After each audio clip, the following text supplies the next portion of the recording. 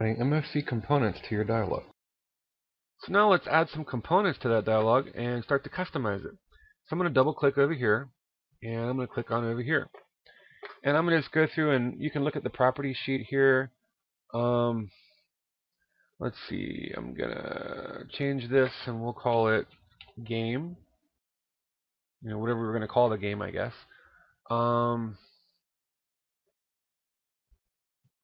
Let's see, we could do border. Let's see what else we could do. We already changed the ID. These are special IDs, ID OK and cancel. They'll both close the window. So you could decide, I'm going to get rid of this one, and I'm just going to turn this one into like a little quit button. I'm going to leave the ID as ID OK. I'm going to change the caption to quit. You could use it for form submission or whatever, but I'm just going to I'll make me a simple quit button there. Okay, and I'm going to open the toolbox, and we're going to add some items.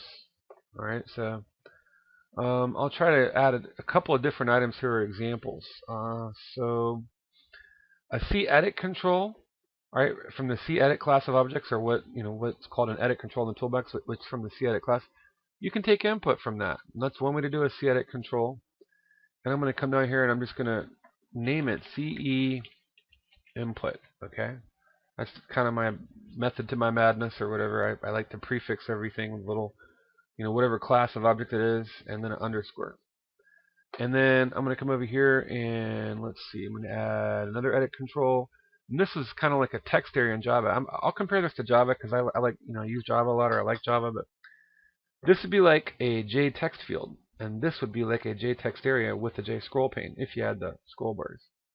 Okay, so I'm going to come over here, and again, it's a cEdit class of object, the way Microsoft defines it. So CE, and I'm going to call this one output.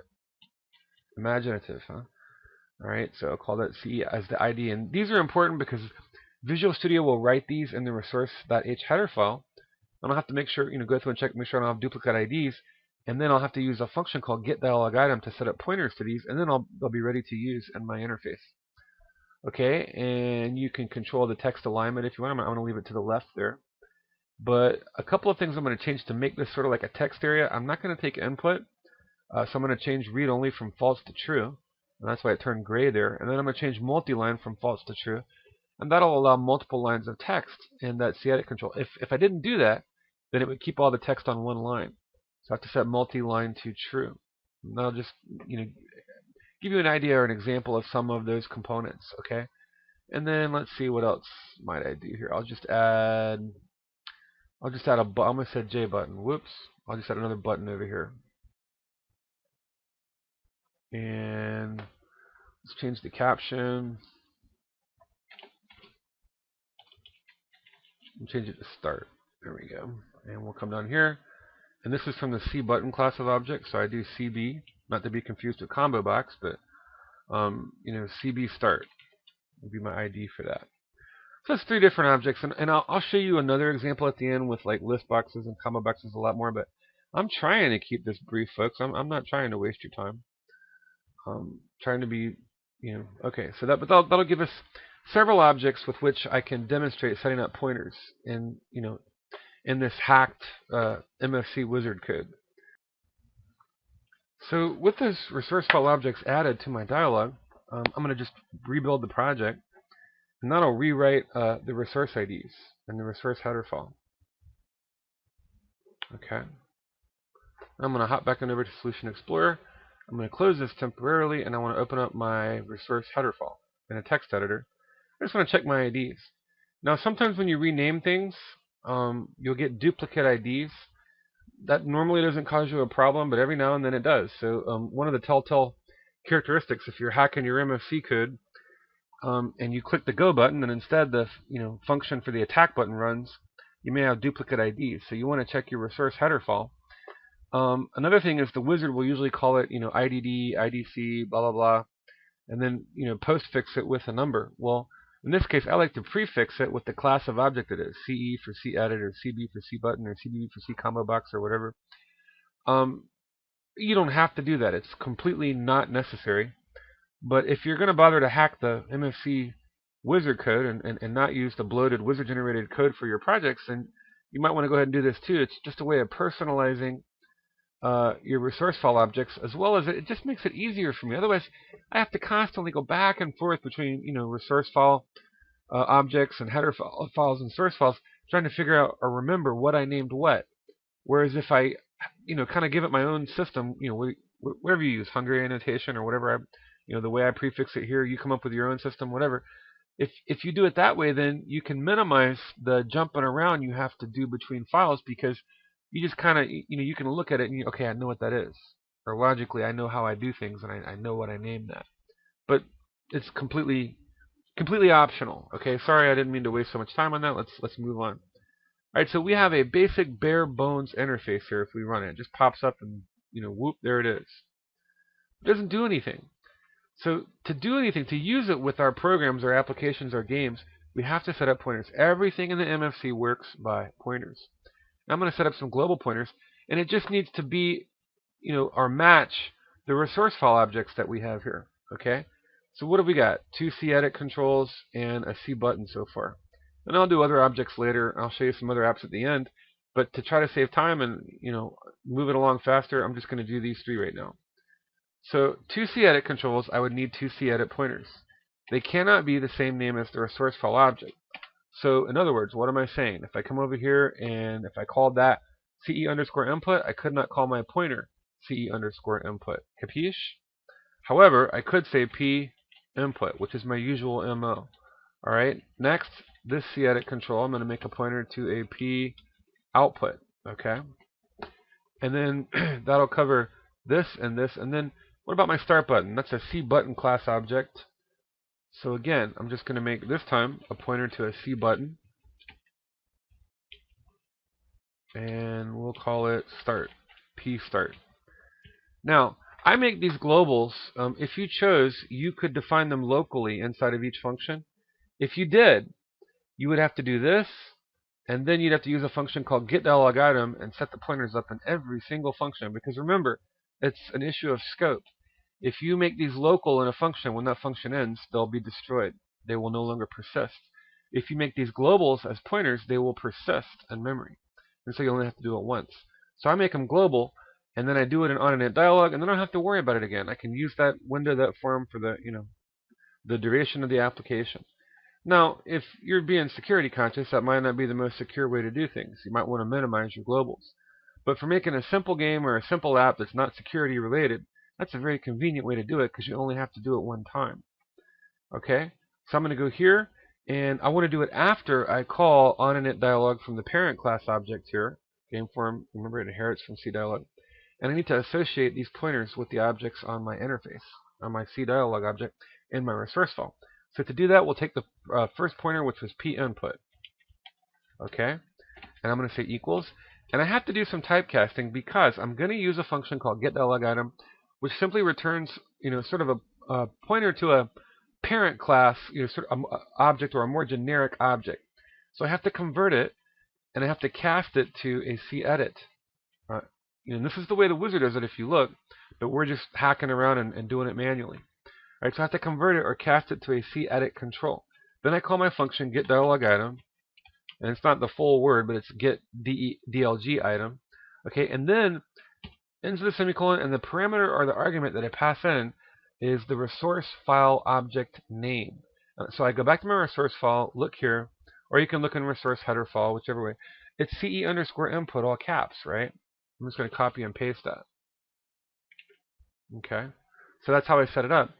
So it's a multi-step process. The first step, I need to define pointers to all the objects on my form. The second step, inside of on_init_dialog, I need to set up, or I could move it to a function that I call from on_init_dialog, either way, but I need to set up those pointers with getDialogItem and associate them. All right. So what's the next one? P output, same thing. P output. I need to cast it to a cedit control with a pointer called getDialogItem. And this is going to be CE, and I believe I was lowercase there. All right. And I'll add a little white space there. So, all right, what was the next one? A C button control. This is going to be a little bit different. Take the pointer, P start, and I have to cast it, but this time not to a cedit control, but to a C button. A pointer to a C button called getDialogItem. Oops, capital T there. Don't want to do that. It's case sensitive. And the method to my madness is CB for a C button class object. And it was all caps start and semicolon. Alright, so I defined, declared, created 3 pointers to the right class of object. Make sure it's the right class. Set them up and cast them again to the right class of object. And now you're ready to actually make use of these things. And so if I wanted to, at this point now I can use the arrow and call any of the methods or functions on those objects. So for instance, if I wanted to, I could say p input and set window text.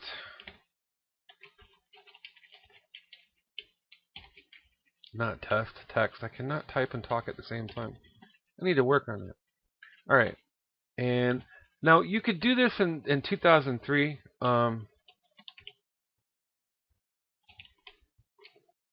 You could do this in 2003. You could just pass on a string literal. But Visual Studio doesn't like that. 2008 and 2010, you have to convert it to an L string class of object. So just prefix it with an L. Put an L in front of it. Be the same if we wanted to affect, the next cedit control object. So again, I'll call set window text. And if you're in 2003, you could just do a string literal. If not, convert it to an L string. And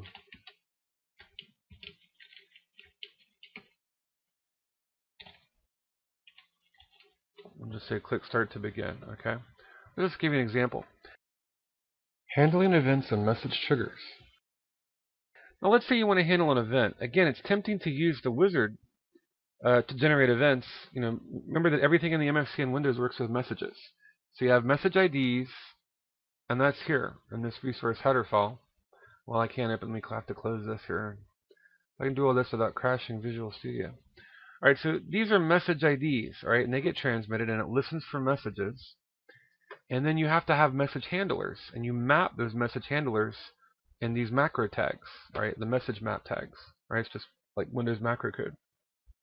So I'll give you an example of coding. I almost said event because my way of thinking is I'm in Java mode, not event, but it works in a very similar way to Java. If you guys are used to Java and you've used like Swing or the Abstract Windows Toolkit, you implement multiple interfaces. You extend it from a class for inheritance, then you implement multiple interfaces or event handlers. So you might add action listener, mouse motion listener, mouse listener, item listener. You would add an event listener, and then you would handle it with an action performed or whatever the corresponding event handler function is. And you might take an action event for an argument or an item event or something like that. All right, so if you have studied Java or you know Java, you can compare that to the MFC. It works in a similar fashion. Windows programs, they trigger, you click on a button, it triggers or fires off a message, an ID 1013 or 5 or whatever the number, the ID is, and it listens for it, it hears it. Well, we just need to add code to map it. So I'm going to bring up the resource file again. And remember our start button, we need its ID. Its ID was CB_start, all caps, okay? So what I'm going to do is I'm going to jump down here, and in these message map tags, I'm going to add some macro code. All right, so it's going to be on_command, and it's going to be, in this case, the resource file object, CB_start, and I'm going to map it to a function we're going to write to handle it, okay? So that'll be start. So on command, now this is macro code, and the function I need to create, not here, don't create it in the class that inherits from C1 app, but create it in the class that inherits from the CDialog. And for every CDialog that you have, or every class that you have that inherits from CDialog, you need a separate message map tag. So notice game form, that's the name of the child class, and this is the parent class, CDialog. So here's my message map tags and my message map for that. If I added a dozen more dialogues, I'd have to add a dozen more message maps. And each one would have the name of my class that was a CDialog class and its parent object. Okay, so it's not complete yet. We haven't added that function, but there's our map code, our macro code. So let's go here, and I'm going to drop down under on init dialog, and we'll add it there. Actually, you know what? I'm going to drop it under here. under public and not protected. Okay, and what we want to do is everything that you put in those macro tags needs to be prefixed with AFX_MSG. That's the way the wizard does it. And then it's just going to be void. It's going to be a simple function, and I have to match it. And I'm going to add some empty curly braces there. Okay, so not really doing much yet. Now let me add comment tags in here, so it'll just make it easy to. All right. So AFX_message void start, and that maps. And notice that in the macro code, you don't include the parentheses. Like if that was, in C++ or Java, you're probably in the habit of adding parentheses, but that's not. That's just macro code. It's almost like Visual Basic. So it's just a function name, no arguments, just parentheses. And then you can type code right in here to run if you choose, if you want. Like I could say message box. Here, I'll do this. By message box by. Let me convert that to an L string. Doing things the old 2003 Visual Studio way. And then let's say I was going to disable the start button, right? So P start is my pointer, arrow, and we'll just say enable window. We'll disable the start button. It'll disable itself for whatever reason. So I could throw code right in here if I wanted, and it's mapped to that, and it would run. But that's usually not what you do. If you look at the wizard code, it'll usually call another function that's mapped to this function. So in other words, I'd create another function called start button, or maybe all caps start or something. As long as it wasn't the same as a pointer or a resource object, you have to be careful that you don't create duplicate names between functions and objects, class instances, variables, whatever. But just to prove a point, you could put your code right in here and handle the event right here. But typically that's not what's done. So I mean, just to prove the point, we'll run it. Let's build the project here. Okay, syntax looks okay. Now let's run it and check for runtime issues. All right, so here's our window, and there's our window text. In the CID control being set, click start to begin. I click start. Here's our message box by, and now start is disabled. All right, so just to prove a point, that we can run code right here, but typically that's not what you do. Okay, typically what you would do, I usually keep these on one line, and I would call,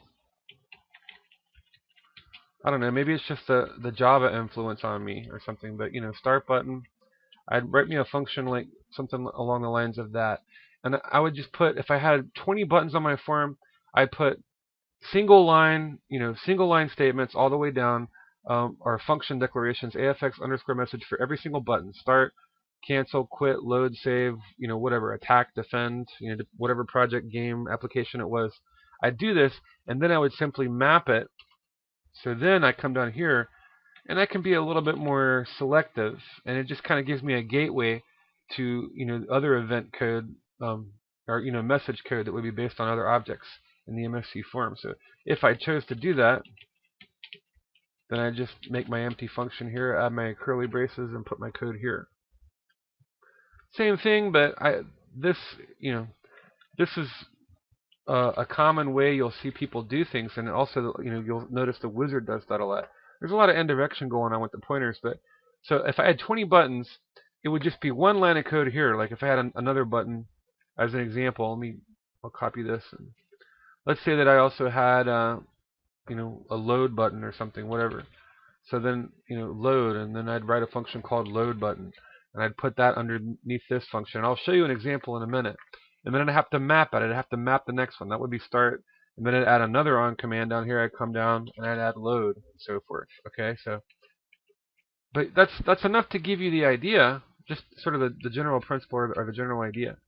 That's sort of the way I like to do it. But if you want, you could throw your message code, your event code right in there if you so choose.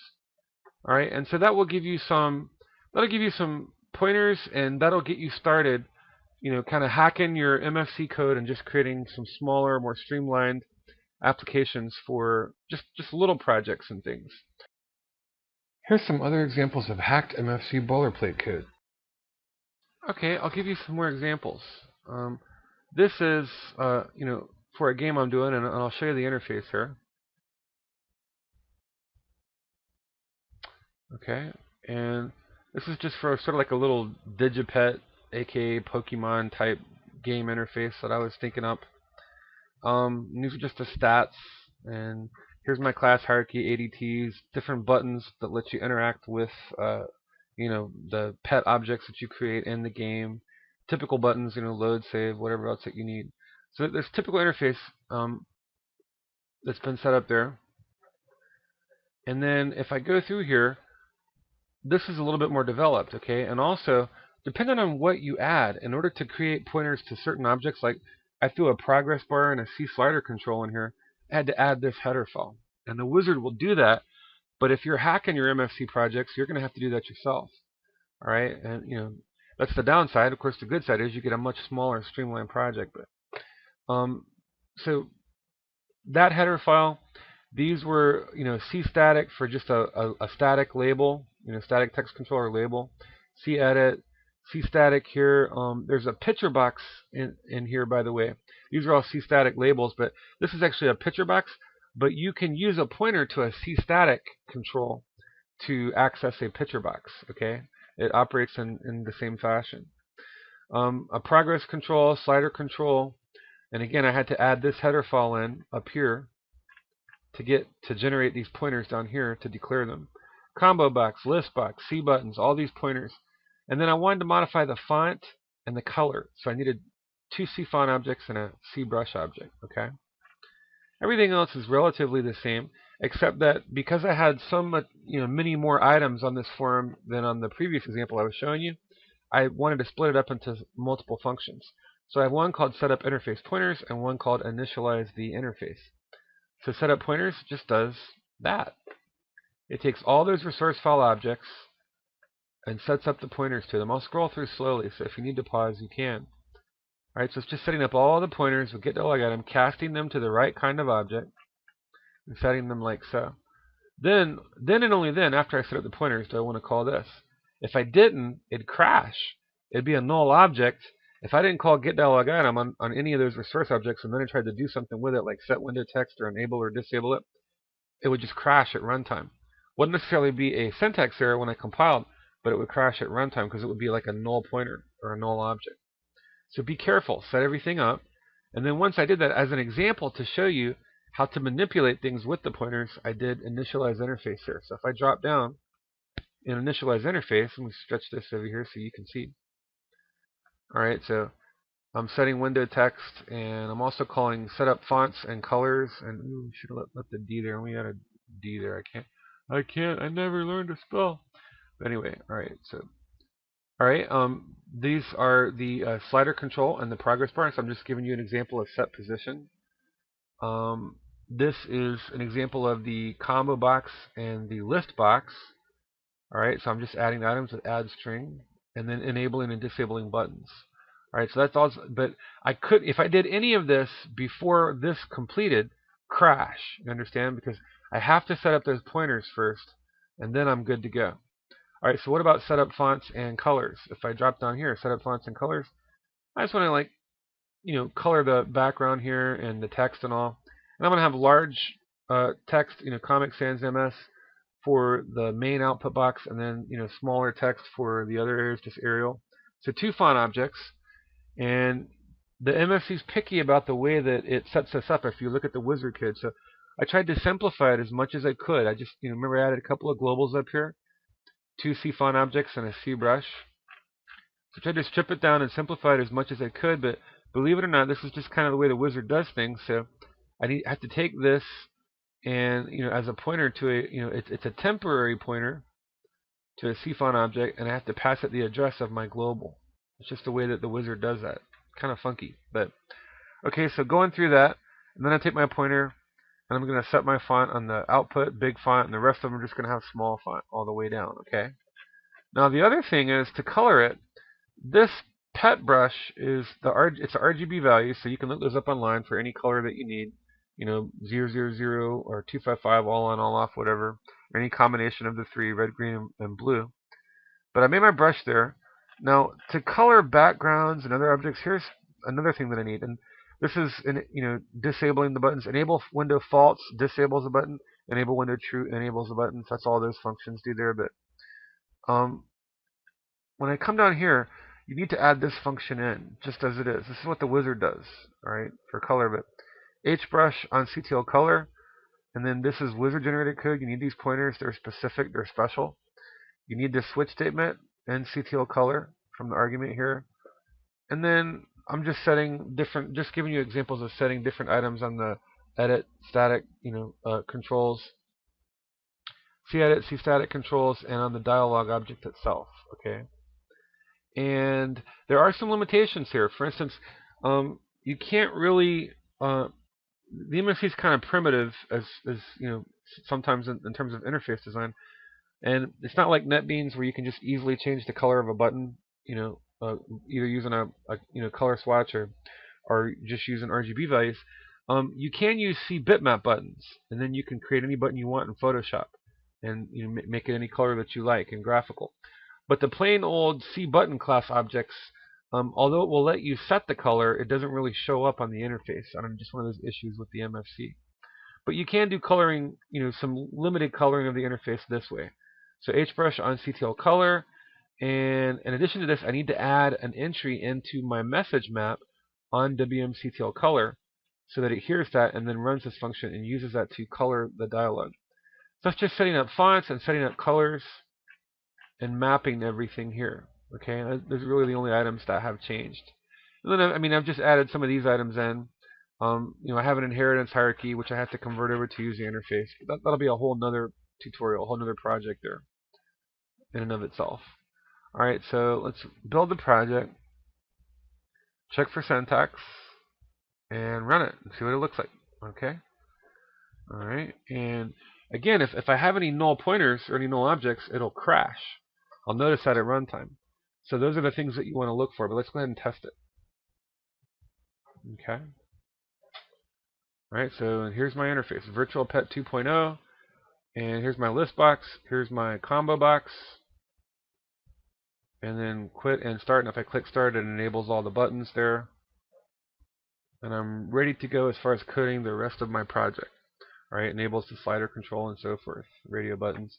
So this is, I tried to keep this short. I'm sorry if it went so long, but I guess there was hopefully a lot of information to present, or either I'm just too chatty. But I'll break it up into other projects, other videos and tutorials later about how to, just to create some simple games and things with C++ and the MFC once you get your interface. Now remember, in event-based programming, you normally start with your interface. Now don't get me wrong, I'm not saying that you can't. You could code the back end first and then come in and build your interfaces, but generally if you did that, you'd end up going back behind yourself and significantly modifying your back end code to work with your interfaces. So generally when you create a graphical event-based program with a graphical user interface, you start with the interfaces. You might have a dozen, you might have 50 or 100 interfaces, but I would design those, create those, think about how the player, how the user is going to interact with your game or your project, and get those things laid out and sketched out and create them, and then that'll reduce the amount of time you have to spend coding the back end and the rest of the code once you've figured out how you're going to present the information and how you're going to interact with the player or with the user, whether you're doing a game or a project. And a few other examples. These are some other interfaces here. This is again a single C dialogue, and it's kind of a Pokemon style game. And this is the final interface here. I just was wanting to add some C bitmap buttons, and I've got all the includes here and how to build those and set those up. Color of the interfaces, just showing you some of the different MFC core components and how you can put them on MFC dialog for an interface for a game or a small project. Just a quick calculator. Alright.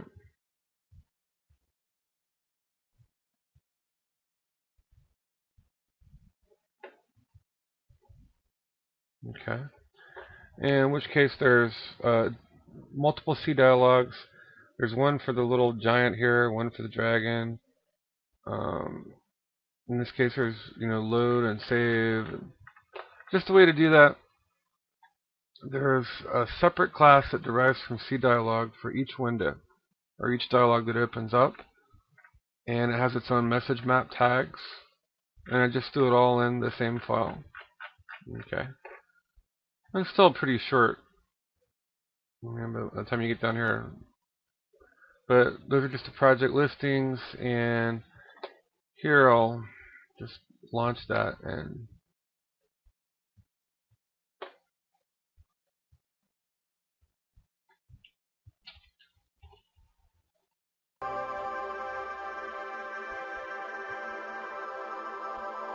we'll walk around here and just look for some inventory items. There's a longbow and a healing potion. And let me walk around. And get into a fight here.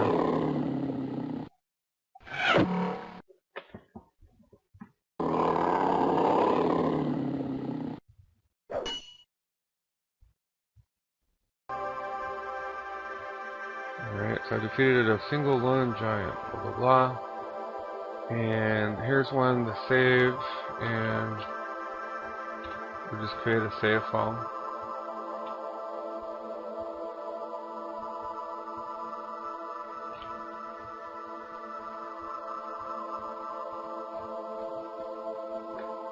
Okay. And then same thing for the load screen. If I do the load screen here, alright.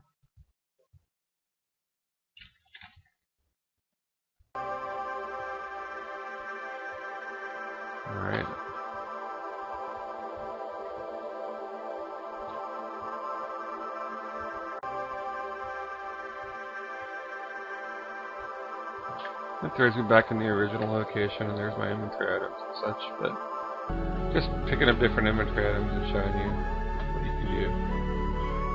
And there's just another little CDialog there.